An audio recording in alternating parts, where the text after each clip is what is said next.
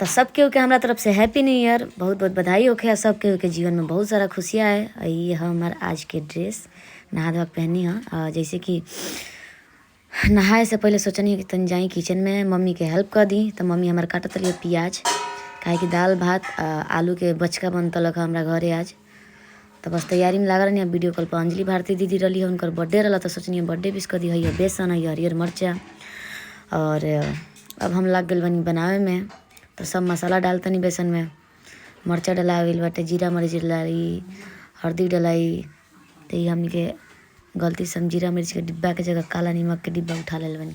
तो सोचनी कि डाल दे हम तो ज़्यादा हो जाई। फिर खोलतनी हम जीरा मरीच के डिब्बा, जीरा मरीच हम निकाल के डालतनी 1 चम्मच बेसन में।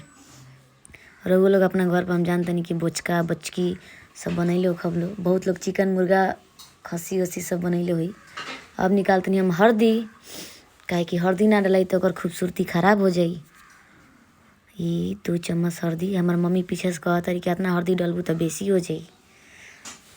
तब हम लग गनी तैयारी में। बेसन हमार घुरा गई बाटे, और बेसन घुरा गई बा। कितना सुंदर लगता। सोचनी तनी धनिया पत्ता डाल दी, तो धनिया पत्ता डाल दिल बनी, बहुत सुंदर लगता थे। और कढ़ाई में जौन की बा अब हम तेल डाल दिल बनी गरम होके खातिर।